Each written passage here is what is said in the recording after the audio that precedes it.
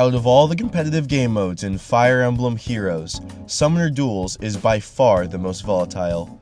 Strategies that ran teams over one month could be completely trivialized in the next. Because the climate of SD changes so frequently, I played 100 games of Summoner Duels to figure out which of the 180 appearing units made the biggest splash in December, and to give my best guess at what the Summoner Duels meta will look like as we head into January. First, of course, the most frequently appearing units this month. Topping the charts this time is newcomer EMBLA, who's been advertised as a must-summon unit for this game mode as well as others. Seliph is next up, moving up 3 spots to hold 2nd place. AZURA, who I will get to in a bit, shoots up to 3rd place, and 4th belongs to Yuri. His incredible range and foul play setups go hand in hand with the unorthodox nature of small chambers, and far-range lethality with Kanto 2 goes a long way in a meta somewhat devoid of saves.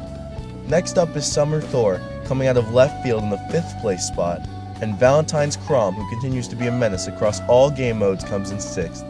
The newly introduced Sather and Eliwood round out the top 8. One quick thing to note is that with the exception of Loki, every single unit on this screen either moves 3 spaces or has a mechanism that allows them to extend their movement, like Chrom's Refresh or Yuri's Honorable Blade.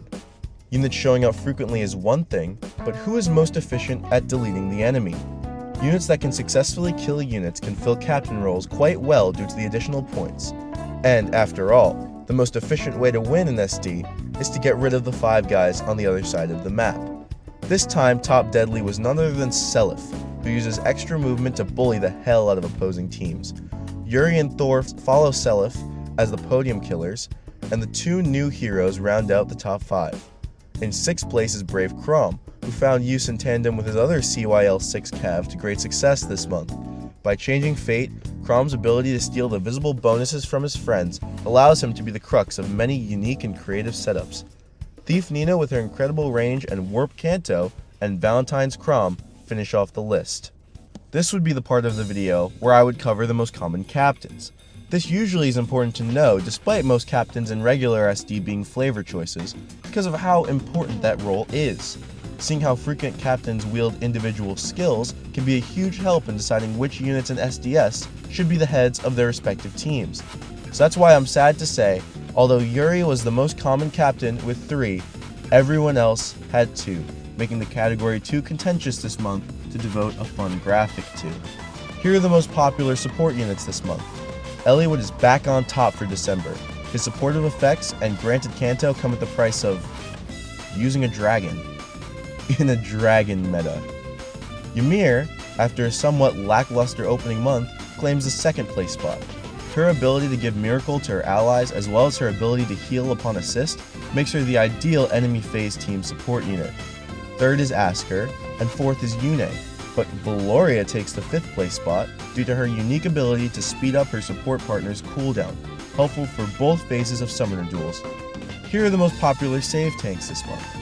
Halloween Duma and Rearmed Rima swap spots on the list, and Edelgard reprised her role as the 3rd place tank. Idun, who synchronizes nicely with Eliwood, moves up to 4th place, and surprisingly, Ascended Fjorm, the original Hardy Far save, makes an appearance in 5th place. Here are the most popular Omni tanks this month. Dimitri is number 1 Omni tank and is continuing to be a consistently dangerous presence in Summoner Duels. Following him is the brand new Ascended Tiki, who in the process of writing the script actually pity broke me, so I got to play around with her for a little bit. Though no Asker, she's quite the formidable bulwarker, and generally requires workarounds specific to her for units to kill her. Following them is a pair of Ikes, a sort of random appearance, but a welcome one for sure. Last is Legendary Faye, and her very annoying ability to eat a handful of turfing and live to tell the tale.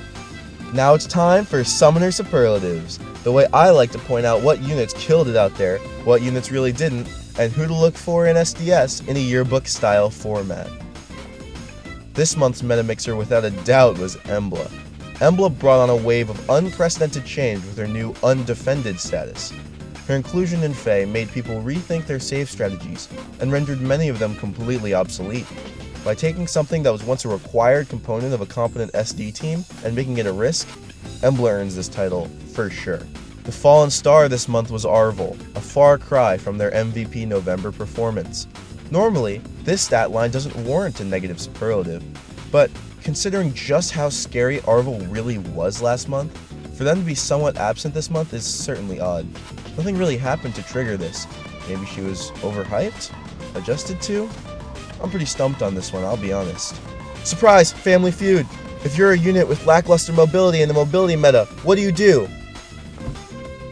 Use Fallen Star. I know. Armor March. Isolation and stall up the ass. That's our number one answer, making Summer Thor our dark horse for this month. By gimmicking away the top meta strategy, Thor found a way to be a thorn in my side, no matter what variation of team setup I did. Even when I planned my positioning to avoid getting stalled, her duo skill would make it happen sometimes anyway.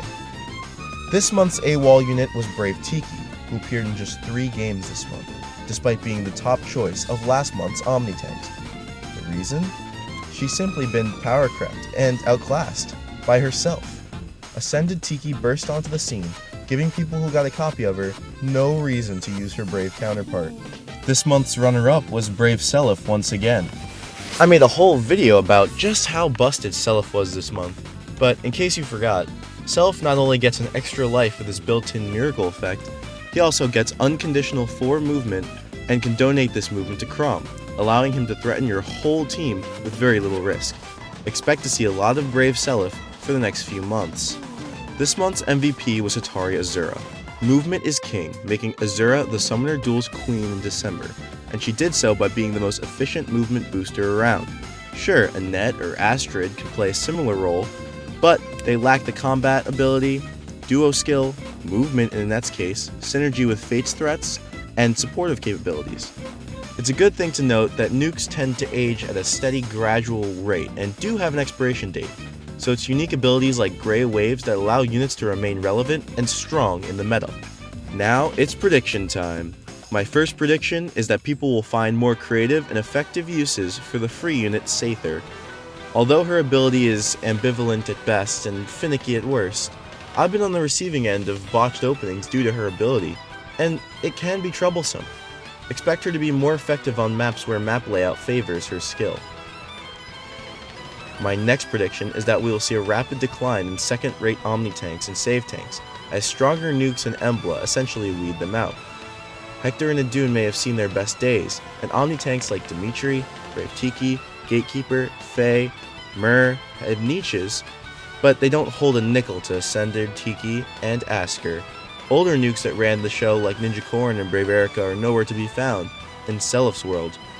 We're in yet another state of must-summon depression for Summoner Duels at the highest level because of just how good these premium units are. Last time, my predictions weren't quite accurate. I didn't see a ton of Julia or Deirdre. I couldn't predict the death of saves. And no, the meta did not stay stagnant like I said. So, this month, my new prediction is, some weird shit's gonna happen. And I'll be back in a month to say I told you so.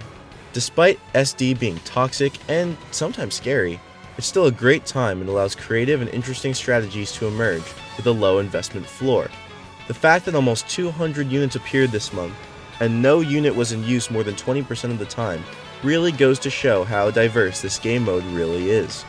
I wanted to get this one out before SDS because I'm taking it very seriously this time, but unfortunately winter break is a time for seeing family and friends, as well as grinding the shit out of my shiny new copy of Persona 5 Royal, so there wasn't a lot of time for editing, and I wanted this video to look somewhat presentable. I don't know why Arvel fell off so hard this month, but I do know that there is no time, and your sword is enough. Squadala!